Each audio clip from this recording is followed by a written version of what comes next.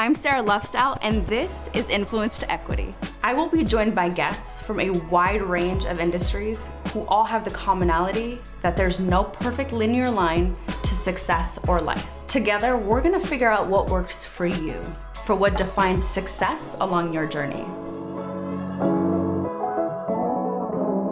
Kountry Wayne, aka Wayne Colley, started in a small town in Georgia of just 3,500 people and is now a household name, an internet sensation, a movie star, the author of a new book, Help is on the Way. And somehow, while doing all of this as a devoted father of 10 kids, we are so lucky to have Kountry Wayne with us today on Influence to Equity. Wayne, thank you for being here. No, thank you guys for having me. I really appreciate it. You are so welcome. So I want to take it all the way back because I'm always fascinated by like people's stories and where they come from. And so I want to go back to Millen, Georgia. It's 3,500 people. You know, growing up there, did you see yourself arriving here? I definitely seen myself arriving here, but just didn't know how. What did that look like for you? Like, what was the dream as a kid? Oh, the dream, I just always wanted to be, I used to want to be a rapper. So that's what the first thing I wanted to be. So, I definitely didn't see myself being a comedian. So I knew I was going to be in the light, but I thought I was going to be up here rapping, spitting these bars. Wait, could we get a line or two? Like, is there something that you've written from back in the day? No, I ain't writing nothing, but it's coming from the heart. I knew I was going to make it to the lights from the start. Went through a lot of things. Small town name Millen. People really late sitting on the corner chilling. You know what I'm saying? Yeah. Okay. So then how did you get into comedy then? Man, one day I did a skit.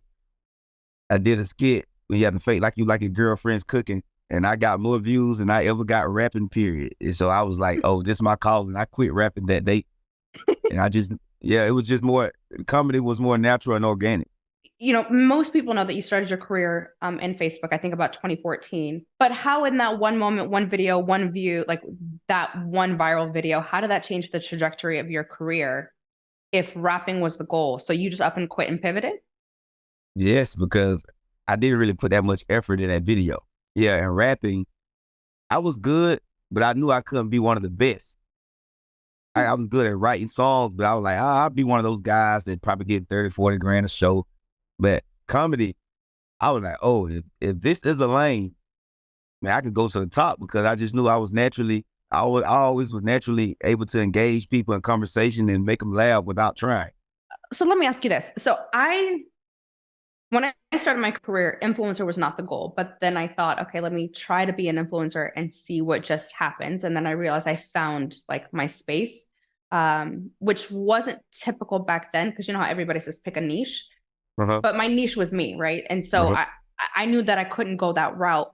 But where did you find the confidence to find that one thing that was not only natural to you, but like, hey, I could be successful at this, but like that's bold to switch careers like that.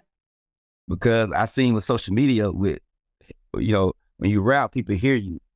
But with social media, when they started adding the views on Facebook, I was like, oh, it's like meet somebody at another high school. I always want to go places so people could get to know me. So I say, man, this is a platform.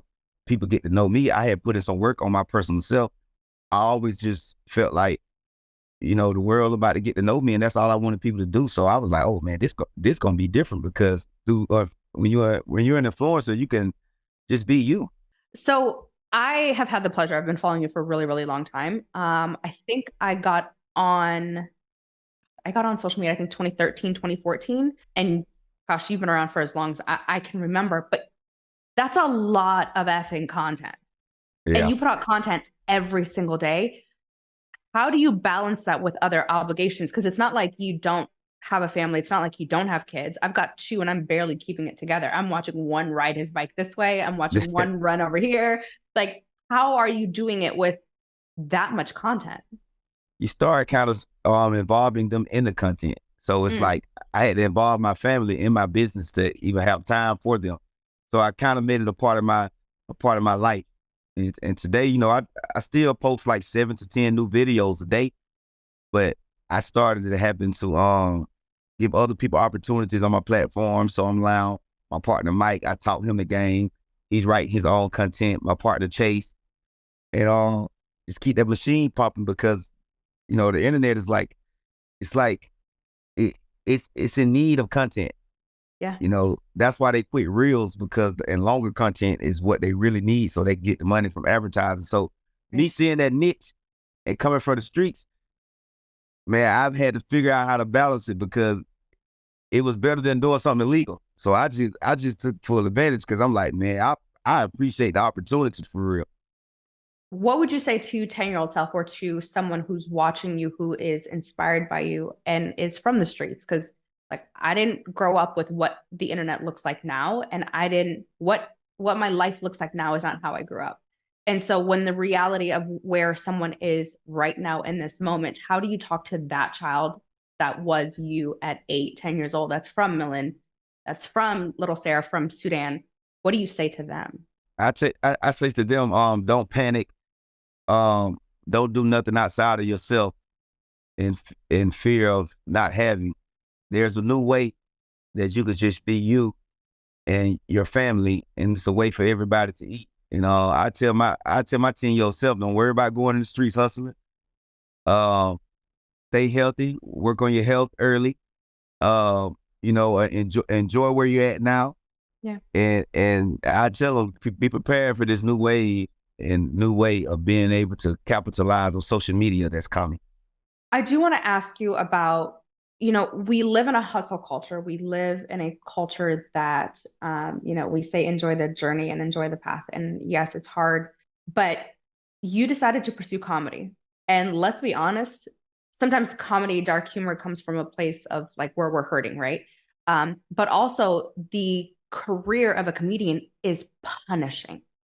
Like it's hard. Those tour dates, you're always traveling, you're away from your family. It's a consistent grind. So how do you manage to stay positive, tell the jokes, be funny as hell, but be on this consistent grind that makes you not want to be like, I'm out of here. Because people keep asking me for money, so I'll be like, man, let me go out here and yeah, I be thankful, man. I really be thankful to be able to go on the road. I'm like, hey, what if I was locked up in jail? So I think about what could have been, and it just make me I appreciate it all. Now I'm tired of being on the road. I'm being honest, Yeah. but I've been on the road for a while, but that's why social media, I took advantage of it, so I won't have to be on the road. So I just my family and people in need keep me going. It's like, it make me more creative, because it's always somebody that needs something. You don't ever run out of like ideas or jokes or skits. Like that's a lot. It's hard to run out when you're around so many people. See, most celebrities, when they make it to this level, they don't hang around nothing but people in Hollywood. See, me, I'm around people right now that need $20. So it's hard to run out when your Uncle Charles called you, talking about he trying to buy this Benz, 2005 Benz, but they want $10,000 down. I'm like, what? So it's like, I stay around people, and they keep me fed with content. I talk to a lot of females. Most of my content come from females, not just dealing with females. Just being on the phone with females have gave me a lot of content, and I pay them. And I got them on my taxes as writers. They don't even know they really help write my Are you content. So serious? yeah, I talk to Wait, a I lot of got people. plenty. My life is a whole joke. I got you on the Yeah, content. they always say I need to talk for real. My managers and agents, they get 10%. So I definitely make them talk. Everybody You're got to not just, work. yeah, You gonna everybody earn this working. So 10%. I talk to a lot of people every day, and I'm a great listener. Like, Mm. just talking to you right now, even though we doing this podcast, I'm listening and I'm learning a lot about you, and it gives me material. So I have plenty of material. It's a consistent joke. You got to laugh through it, otherwise you go crazy. We need to talk for real, and tell your boyfriend we really just talking on content. I don't want him tripping. There's Hey, no boyfriend, there's no man. We're good. We're good. I got plenty of content for days. So now that I am entertained, my next question is actually how did you push past entertainment and then decide to go into entrepreneurship? And why was that appealing to you? oh, I just, cause fame never was nothing to me. Like, even when I get big, I don't never feel the moment of all. So I gotta have some money. Like, as long as I got some money in my pocket, I can wear overalls. Versus, I'd rather wear overalls with money than to wear Gucci and Louis and be broke for real. So That part. I could be a good entertainer if I didn't get the money. Mm. Because if I'm getting if my business is not handled right, I'm not a good person. I'm not fair to be around the people. So I always like the money. I had money before comedy. I had nightclub. I was in the street hustling. I'm 35 now. I had money, real money since I was 22. Mm. So I had to figure out the hustle part and the entrepreneurship of owning this, of owning my content instead of being out there, oh, I'm famous and popular. They don't do nothing for me. I was popular in high school. So I'm just to be happy, my business got to be handled. I can't flow right. My words ain't going to flow like water.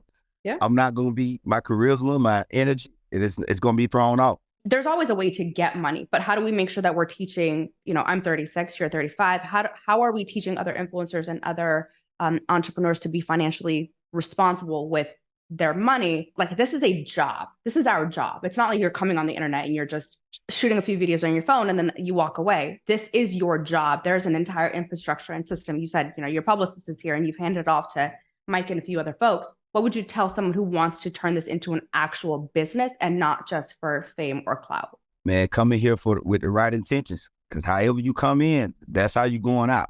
Yeah. So you come in, be more passionate about who you're doing it for, which is your family. If you got kids, your family, or you, and man, handle that business and realize once you become an influencer, you have the power.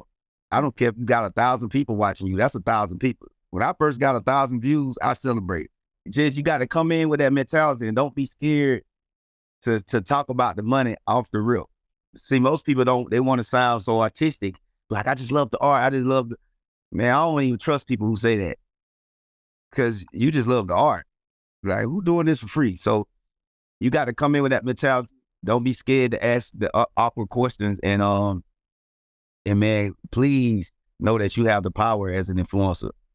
Curious, what's the difference between business owner you and Wayne the comedian? Girl, you asked a lot of good questions. I'm talking about you, a specific person. Wayne the comedian, he plays sometimes. He have fun. You know what I mean? The business Wayne, strictly street, except I'm not violent. Even when I was in the streets, I know it was violent, but I just don't play by that money. The comedy is what gets people to me, but the business Kountry Wayne is what keeps people connected to me. Well, it's interesting because it's necessary, right? Like, the two parts of Sarah, me off, and then at work are two very different people. But I think having that level of respect and seriousness to a certain extent, because like you said, listen, if it don't make dollars, it don't make sense. So I don't play about my money. I'm with you there. Exactly. Yeah, it's good to be like that, because that's who they pay. I never got when I got in the comedy business, I got one of the best door deals ever. Even my book deal. And this is, it was a lot of money and a good backing it, because people like this is the people they pay. And actually, I'm glad you mentioned your book. So tell us about the book. Help is on the way. How did you find the power to renew trust in that, like, time and time again? Because Lord knows there's nobody out there to save us. But who's on the way though? Help is on the way. I believe in Jesus. Jesus popping. That's my brand. But just for anybody, that voice that's been in you, the person that's been dialed with you from day one is the person that's in you. That spirit that's in you been with you since birth. It know your darkness, your strengths, your weaknesses. So all of us have heard that voice that told us, okay, that's enough coffee for you. You know what I mean? So we don't have to see a video to tell us where our limits and stuff are. Like, the help is always on the way, because that voice in you, and don't matter how dark the situation is, when you're ready to lift up your head and get out, whether it's relationship, whether it's a job, it's always a door. But you have to listen to that voice. I just want everybody to know that help is always on the way, man. Don't listen to the world to tell you that it's not. That wouldn't be fair. Life's not fair, but God is. One of the things that I know I struggled with early, especially in my career, is people don't see the vision. And yes, we know that it wasn't a conference call, but like you said, you knew your first video was going to go viral. You knew that your book was going to do well. You knew what the next step was going to be, and it was going to do well. And I have that same exact vision for my career, but it's hard to explain to someone that's not in it or doesn't have that. How do we help people move past those roadblocks where they can see the vision, but they're not willing to move because they don't have the support, the money, the whatever reason to move forward? Your story. Because if you keep listening to that voice, it's going to give you a story that give people strength, because you got to walk it, then talk it. And in my book, I talk about that. My sister, when I was 20 years old, I had these visions. I used to talk about it. And she bust out laughing one day. And I Yeah. was like, why you laughing? And she was like, because, bro, you talking a lot of good talk, but until you do it, that's when we'll believe. So it's the give people the strength, don't even talk about it, because that's really between you and you. You know, right now it's four people talking. Yeah. It's my flesh, your flesh. It's my spirit, your spirit. Right.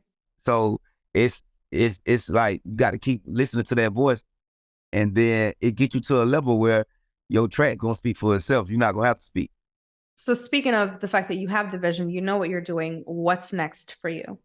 Oh, what's next for me is a continuation of this book. Everything in that book I've already done, and even while we was writing the book, things were happening. When I got the book, I took social media to another level, turning it to, you know, making $500,000 or $600,000 a month profit to from zero. While I was writing the book, that happened in the midst. So everything in the book is from the moment to this. And right now, I got the TV, the movies.